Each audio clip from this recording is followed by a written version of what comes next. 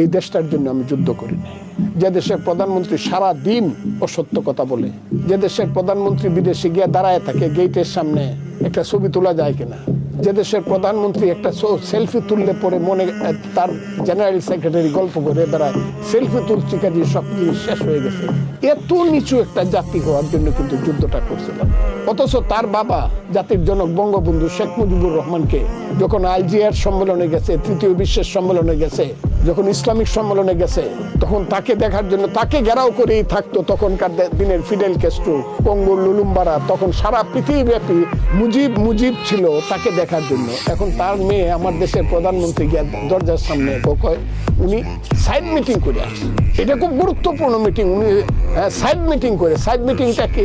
Side meeting হলো আমি আর আপনি এখানে আলাপ করতেছি, আমার এলাকা থেকে বা অন্য কোনো জায়গা থেকে একজন সাধারণ মানুষ আছে, সেখানে ঢুকার সাহস পাইতেছে। He or she is not entitled to enter in this room. ও দাঁড়ায় থাকে। কেন দাঁড়ায় থাকে? যে আমি বাইরে হইলে পরে এই রুম থেকে যখন বের হবো তখন সে আমার নামে দুইটা কথা বলবে, ভাই সাহেব আমি আসছিলাম আপনার কাছে দুইটা কথা বলবো। আবার এইটুকু সাহস না পাইলে ওই যে আমার পিএ আছে এনামুলরা আবার রিকোয়েস্ট করবো যে নেতার সাথে একটু কথা বলবো, আপনি আমাকে একটু সাহায্য করবেন। আমার দেশের প্রধানমন্ত্রী স্ট্যাটাসটা হয়ে গেছে পৃথিবীতে এইরকম, সাইড লাইনে মিটিং করতে হবে। এই দেশটার জন্য আমি যুদ্ধ করি। আমি এই দেশটার জন্য যুদ্ধ করি না যে দেশটা গণতন্ত্রের জন্য। ভোট ঠিক হবে কিনা, একজন ভোটার, একজন যুবক তার ভোটটা বাক্সে ফেলতে পারবে কিনা, তার জন্য বছরের পর মিছিল করতে হবে।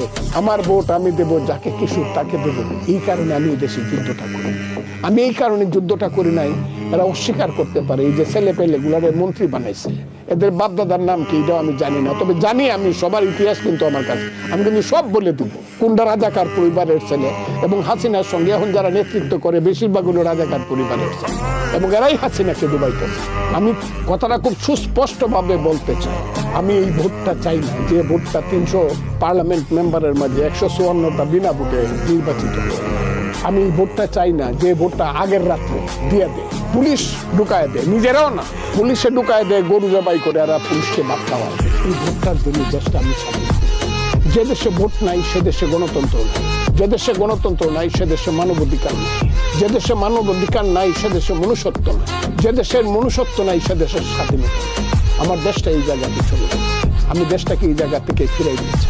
কারণ আমি মুক্তিযোদ্ধা, আমি মুক্তিযুদ্ধ যখন করতে চাই, আমাকে যখন আমার কমান্ডার বলছে মিস্টার রহমান কালকে অমুক অপারেশনে যেতে হবে, বা ফজলু তোমাকে কালকে অপারেশনে যাইতে হবে, তোমরা 21 জন যাইবা, আমি কোনোদিন বলি নাই আমার মাথা ব্যথা করে অথবা পেট ব্যথা করে কালকে যাইতে পারবো না। আমি বলি ইয়েস, দেশের জন্য যুদ্ধ করতে হবে। যুদ্ধের আগে আমি কয়েকটা গান শুনি, আমার কাছে ক্যাসেট ছিল, খানের কাছে দিয়ে শুনতাম। একটি ফুলকে বাঁচাবো বলে যুদ্ধ করি, তীর হারাই এই দেওয়ের সাগর পাড়ি দিতে। গানটা কান দিয়ে শুনতাম, আমার সোনার বাংলা আমি তোমায় ভালোবাসি। আমি কোর্স কমান্ডার ছিলাম, সাধারণ মুক্তিযোদ্ধা না। আমি কমান্ডার মুক্তি, আমি চ্যালেঞ্জ করছি কথাটা। তো এখন তো সব জীবিত, আমি সাধারণ মুক্তিযোদ্ধা না, আমি মুক্তিযোদ্ধা কমান্ডার ছিলাম।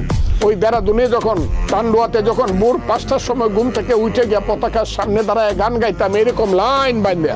আমার কমান্ডার ছিল শেখ জামাল, ওই যে বঙ্গবন্ধুর সেকেন্ড ছেলে। আমার কমান্ডার ছিল মারুফ, শেখ মারুফ। এখনো যখন আমি চ্যালেঞ্জ করলাম মারুফ বলে কিনা যে ইয়েস ফজলুর রহমান আমার কমান্ডার, এই যে শেখ ফজলুল করিম সেলিমের আপন ভাই। সেই জায়গায় দাঁড়ায় যখন গান গাইতাম, আমার সোনার বাংলা আমি তোমার চোখে দিয়ে দর দর করে পানি পড়তাম। সেই দেশটা সৃষ্টি করার জন্য যুদ্ধ করছিলাম।